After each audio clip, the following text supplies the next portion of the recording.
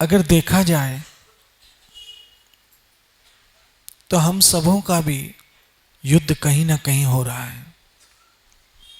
आप अपने जीवन में झांक के देखिए थोड़ा। और मुझे ऐसे लगता है कि अर्जुन का युद्ध तो मात्र 18 दिन था।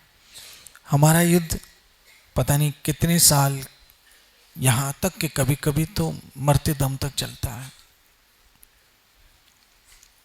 युद्ध का मतलब लड़ना झगड़ना नहीं है, तीर तलवार हथियार उठाना नहीं है, बल्कि युद्ध का अर्थ है वास्तव में वो संघर्ष जो हमें अपने इर्द गिर्द करना पड़ता है। और मुझे लगता है कि हर एक व्यक्ति कहीं ना कहीं संघर्ष कर रहा है। किसी को रुपए पैसे का संघर्ष है तो वो सुबह से शाम तक संघर्ष करते हैं। कभी किसी बीमारी के विरुद्ध हमें संघर्ष करना पड़ता है। और मुझे लगता है कि सबसे मुश्किल काम, बोलो, रिश्तों से संघर्ष करना होता है। आज बहुत सारे ऐसे लोग हैं जो जी तो रहे हैं लेकिन घुट घुट के जी रहे हैं और अपनी बात किसी को बोल भी नहीं पा रहे हैं। ये सब क्या है? ये सब का सब संघर्ष है।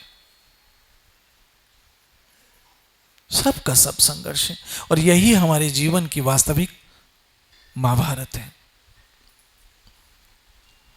कभी मन परेशान करे तो वहां संघर्ष, कभी तन परेशान करे तो संघर्ष, कभी शरीर और कभी शरीर के संबंधियों के साथ संघर्ष तो हम सबों को करना ही पड़ता है। तो ऐसे में कभी कभी हमें लगता है कि हम थक जाते हैं। कभी कभी लगता है कि हम थक जाते हैं। इसलिए ऐसी स्थिति में भगवत गीता हमारे काम आती है। भगवत गीता काम आती है।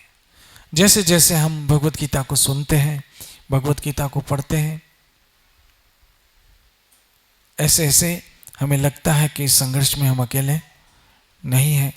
कोई अलौकिक शक्ति, कोई अनदेखा हाथ हमारे सर पे है।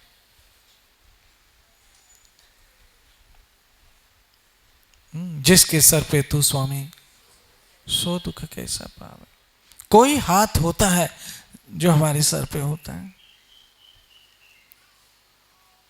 जरा सोचो, मैंने अपना ही हाथ सर पे रखा है तो अच्छा लग रहा है, जब कोई और अलौकिक हाथ हो तो बात ही क्या है।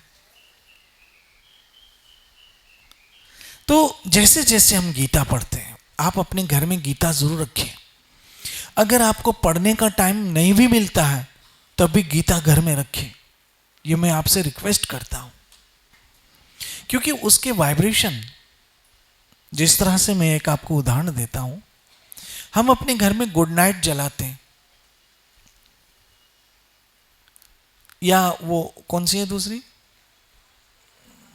ऑल आउट, वो जलाते हैं तो बज़ाहिर उसका कोई रिएक्शन हमको नहीं दिखाई देता, चुपचाप कोने में पड़ा होता ऑल आउट,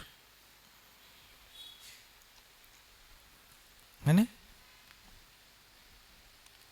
लेकिन उसको बंद करके देखिए या उसको उस जगह से हटा के देखिए, एक आध घंटे में क्या आ जाएंगे? मच्छर आ जाएंगे। तो आज अगर मच्छर नहीं है तो उसके कारण। ऐसे ही गीता चुपचाप आपके घर में रहेगी, आपको डिस्टर्ब भी नहीं करेगी। हाँ, चुपचाप एक कपड़े में बंद आपके घर में विराजमान रहेगी, आपको डिस्टर्ब नहीं करेगी, लेकिन आपकी डिस्टरबेंस दूर जरूर करेगी। आपको पता भी नहीं चलेगा कि कई आने वाली मुसीबतें कैसे टल गई। आपको ऐसा लगेगा कुछ है ही नहीं, जैसे हमें लगता कोई मच्छर तो है ही नहीं, लेकिन हमें क्या पता कि वो गुड नाइट की वजह से। ऐसे जब आप गीता घर में रखोगे तो आपको लगेगा कोई प्रॉब्लम तो है ही नहीं, लेकिन आपको क्या पता कि गीता की वजह से नहीं है। इसलिए आज गीता जयंती है, आप अपने घर में गीता विराजमान कीजिए। हो सके तो पढ़िए, जरूर पढ़िए, नहीं तो खाली घर में रहने से भी बहुत कुछ होता है। मैंने एक कविता लिखी थी, उसका पहला शेर मुझे आज याद आ रहा है। परम धाम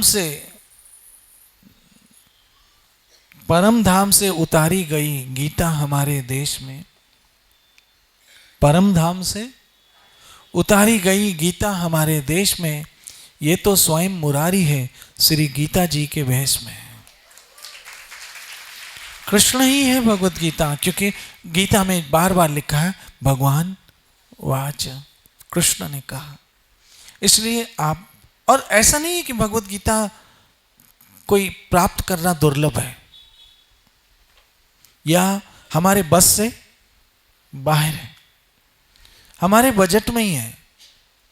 आप अपने घर में गीता रखिए, आपका बहुत भला होगा।